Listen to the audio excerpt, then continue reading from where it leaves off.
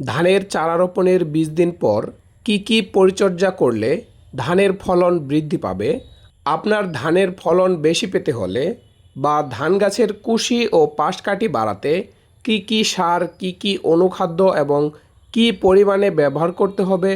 এছাড়াও ধানের ফলন বেশি পেতে হলে অন্যান্য ব্যবস্থাপনার সাথে আমাদেরকে ধানের পাশকাঠির সংখ্যাও বাড়াতে হবে। কেননা ধানের পাশকাঠির সংখ্যা যত বেশি বাড়াতে পারবো, আমাদের ধানের ফলন তত বেশি বৃদ্ধি পাবে। সম্মানিত চাষি ভাইরা, বাজারে এমন কোনো ধরনের প্রোডাক্ট নেই যেটি ব্যবহার করলে আপনারা অনায়াসে পাশকাঠি বৃদ্ধি করতে পারবেন। কিন্তু কিছু পরিচর্যা আছে, আমরা যদি সেগুলো ফসলি জমিতে প্রয়োগ করতে পারি তাহলে ধানের গাছগুলোতে অল্প খরচে অল্প সময়ে প্রচুর পরিমাণে পাশকাঠি বৃদ্ধি করা সম্ভব হবে। আসসালামু আলাইকুম।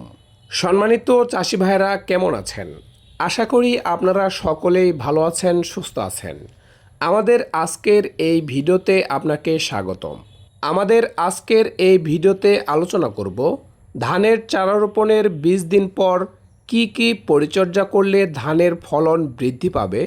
আপনার ধানের ফলন বেশি পেতে বা ধান গাছের কুশি ও পাশকাঠির সংখ্যা বৃদ্ধি করতে কি সার, কি অনুখাদ্য এবং কি পরিমাণে ব্যবহার করতে হবে, এই সমস্ত বিষয় সম্পর্কে বিস্তারিতভাবে আলোচনা করব।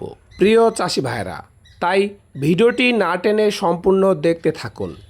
তাহলে চলুন আর কথা না বাড়িয়ে বিস্তারিতভাবে আলোচনা শুরু করা যাক। আলোচনা শুরু করার আগে আপনারা যারা কৃষিকে ভালোবাসেন, কৃষি কাজের সাথে সম্পৃক্ত আছেন, তাদের কাছে একটাই রিকোয়েস্ট থাকবে, আমাদের চ্যানেলটি সাবস্ক্রাইব করে আমাদের পাশেই থাকুন। সম্মানিত দর্শক শ্রোতা, প্রিয় ধান চাষি ভাইরা, ধানের ফসলি জমিতে বেশ কিছু পরিচর্যা রয়েছে। সেগুলো যদি আমরা সঠিকভাবে ফসলি জমিতে প্রয়োগ করতে পারি, সেক্ষেত্রে ধানের ফলন বৃদ্ধি করা এবং ধানের পাশকাঠি বৃদ্ধি করা সম্ভব। আমরা যারা ধান চাষ করে থাকি, আমরা সকলেই চাই আমাদের ধানের ফলন যাতে একটু বেশি হয়। যে সকল কৃষক ভাইরা প্রতি বিঘা জমিতে ধানের ফলন বেশি নিতে আগ্রহী এবং কঠোর পরিশ্রমী, আজকের এই ভিডিওটি তাদের জন্য। এবং আমি বলবো আপনি মনোযোগ সহকারে সম্পূর্ণ ভিডিওটি দেখুন, আপনার কাজে আসবে। প্রিয় চাষি ভাইরা, আমরা যখন ফসলি জমিতে ধানের চারাগুলো রোপণ করি, তার ২০ দিন পর এই সময়টি পরিচর্যার একটি গুরুত্বপূর্ণ অংশ এবং ধানের চারা রোপণের ২০ দিন পর এই সময়টি খুবই গুরুত্বপূর্ণ একটি স্টেজ। এ সময় যদি আমরা সঠিকভাবে সঠিক নিয়মে পরিচর্যা নিতে পারি, সেক্ষেত্রে ধানের কুশি ও পাশকাঠির সংখ্যা বৃদ্ধি পাবে এবং ধানের ফলনও বৃদ্ধি পাবে। তাহলে চলুন চাষি ভাইরা কি পরিচর্যা নেবেন সে সম্পর্কে বিস্তারিতভাবে জেনে নেওয়া যাক। ধানের চারা রোপণের ২০ দিন পর আমাদের ফসল জমির চারার গাছগুলো সার গ্রহণের উপযোগী হয়ে উঠবে এবং ঠিক এই সময়ে আমাদেরকে ধানের সার প্রয়োগ করতে হবে। এবার আমরা জানব ১ বিঘা বা ৩৩ শতক জমিতে কি পরিমাণে সার প্রয়োগ করব এবং কি সার প্রয়োগ করব। প্রিয় চাষি ভাইরা, ধানের চারা রোপণের পর ধান গাছের বয়স যখন ২০ দিন হবে, ঠিক সে সময় আমাদেরকে সার উপরিপ্রয়োগ করতে হবে। চাষি ভাইরা, এখানে একটি বিষয় লক্ষ্য রাখতে হবে, আমরা যখন ধানের চারাগুলোর ২০ দিন বয়সে সার উপরিপ্রয়োগ করব, ঠিক সে সময় যেন ধানের ফসলি জমিতে পানি থাকে। এ সময় ধানের ফসলি জমিতে যদি ১ থেকে ২ ইঞ্চি পানি না থাকে, সেক্ষেত্রে উপরিপ্রয়োগ করা যাবে না। এবার চলুন আমরা কি সার প্রয়োগ করব এবং কি পরিমাণে প্রয়োগ করব সেটি জেনে নেওয়া যাক।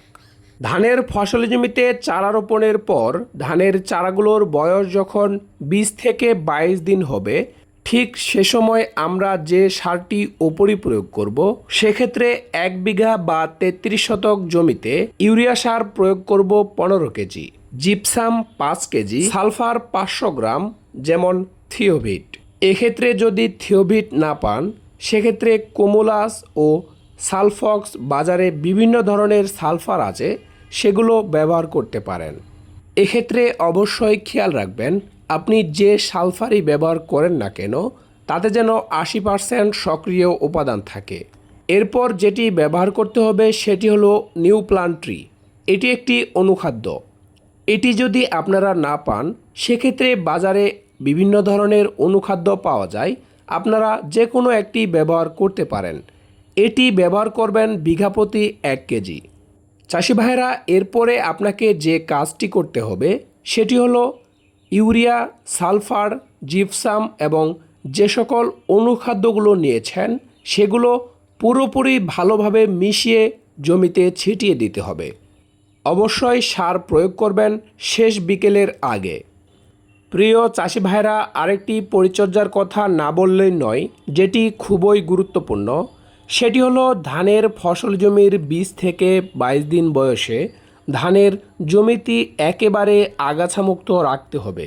কেননা আগাছা ধান গাছের চারার সাথে প্রতিযোগিতা করে খাদ্যগুলো গ্রহণ করে থাকে। সেক্ষেত্রে যত দ্রুত সম্ভব এবং যত বেশি সম্ভব ধানের ফসল জমি একেবারেই পরিষ্কার রাখতে হবে সব সময়।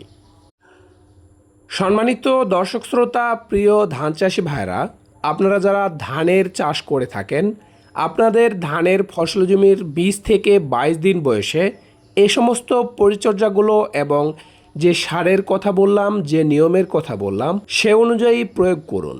তাহলে দেখতে পারবেন আপনার ধানের পাশকাঠিগুলো বৃদ্ধি পাচ্ছে এবং ধানের শীষগুলো বড় বড় হবে, ধানের দানাগুলো পুষ্ট হবে এবং ধানের দানার রং উজ্জ্বল এবং ওজন বৃদ্ধি পাবে। দর্শক বন্ধুরা, আমাদের আজকের এই ভিডিওটির মূল উদ্দেশ্য ছিল ধানের ফসল জমির প্রথম ওপরি প্রয়োগে কি কি সার, কি কি অনুখাদ্য এবং কি কি পরিচর্যা নেবেন সে সমস্ত বিষয়ে বিস্তারিতভাবে জানানোর উদ্দেশ্য ছিল। দর্শক, আশা করি আপনারা সমস্ত কিছু ভালোভাবে বুঝতে পেরেছেন।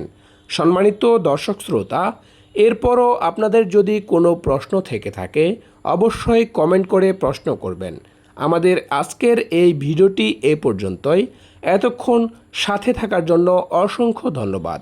ভালো থাকবেন, সুস্থ থাকবেন। দেখা হবে, কথা হবে নতুন কোনো বিষয়ে, নতুন কোনো ভিডিওতে। আল্লাহ হাফেজ। আসসালামু আলাইকুম।